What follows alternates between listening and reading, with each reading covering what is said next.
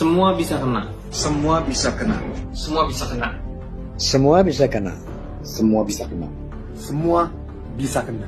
Semua bisa kena. Semua bisa kena. Semua bisa kena. Semua bisa kena. Semua bisa kena. Semua bisa kena. Semua bisa kena. Semua bisa kena. Semua bisa kena. Jurnalis, aktivis, seniman, kreator konten, komedian, ilmuwan, mahasiswa, guru, ibu rumah tangga, petani, nelayan, pedagang, tukang ojek, semua profesi, semua orang, semua yang berpendapat. Pemerintah dan DPR berencana dalam waktu dekat mengesahkan rancangan Kitab Undang-Undang Hukum Pidana. Rencana ini banyak ditentang karena prosesnya tidak transparan. Sampai sekarang, tidak ada yang tahu draft terbaru yang bakal disahkan itu isinya seperti apa. Tentu saja ada yang tahu draftnya seperti apa, tapi bukan kita-kita, bukan publik. Ya mereka-mereka yang ngutang-ngutik pasal aja yang tahu. Kenapa sih sukanya main rahasia-rahasiaan? Kenapa sih makin kesini makin hobi bikin undang-undang dengan sembunyi-sembunyi? Apanya yang mau disembunyikan sih? Bikin resah? Jangan-jangan memang kita sengaja dibikin bingung. Gimana nggak bingung? Kita dipaksa berpegang pada draft tahun 2019, draft yang sudah ditunda pengesahannya karena derasnya penolakan publik. Draft yang memuat banyak pasal bermasalah. Itu juga yang jadi alasan Presiden Joko Widodo menghentikan pengesahan RUU KUHP saat itu. Draft yang hingga kini masih memuat banyak pasal kontroversial. Beberapa bahkan sangat genting sebab mengancam kebebasan berekspresi dan berpendapat karena memidanakan orang-orang yang dinilai melakukan penghinaan terhadap pemerintah dan penguasa. Mari lihat beberapa pasal bermasalah ini. Pasal 353 dan 354. Setiap orang yang di muka umum dengan lisan atau tulisan menghina kekuasaan umum atau lembaga negara dipidana dengan pidana penjara paling lama 1 tahun 6 bulan atau pidana denda paling banyak kategori 2. Pasal 354. Setiap orang yang menyiarkan, mempertunjukkan atau menempel tulisan atau gambar atau memperdengarkan rekaman atau menyebarluaskan melalui sarana teknologi informasi yang berisi penghinaan terhadap kekuasaan umum atau lembaga negara dengan maksud agar isi penghinaan tersebut diketahui atau lebih diketahui oleh umum, dipidana dengan pidana penjara paling lama 2 tahun atau pidana denda paling banyak kategori 3. Sampai di sini paham? Kalau belum, mari kita bedah sama-sama. Semua aturan pidana itu pasti ada tujuan hukum yang ingin dilindungi.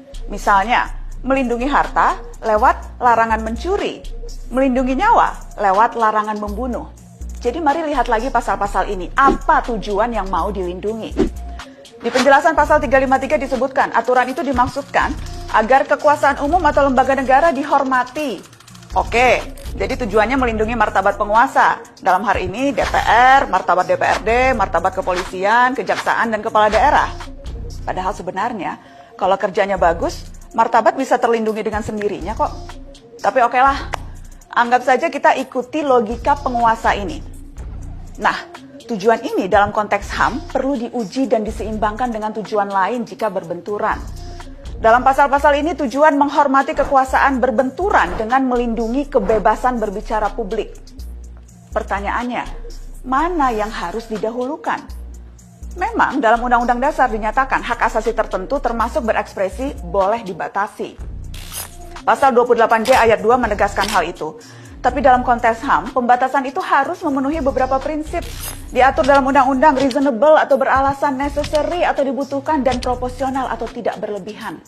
Mari kita lihat. Apakah pembatasan kebebasan berbicara atas nama menjaga martabat lembaga negara ini beralasan dan dibutuhkan?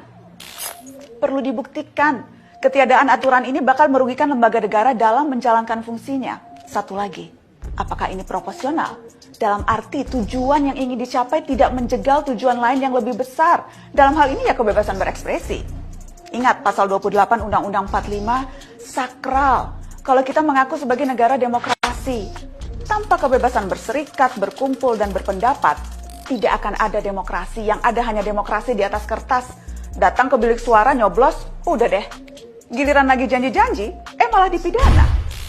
Di negara demokrasi, kebebasan berekspresi menjadi hak sangat fundamental bagi jaminan pelaksanaan HAM lainnya, termasuk untuk menyuarakan, memperjuangkan hak-hak lain ketika negara luput memenuhi. Dan mari akui saja, negara kita suka luput kan? Atau jangan-jangan bagi pembuat undang-undang, derajat penguasa memang dinilai lebih berharga?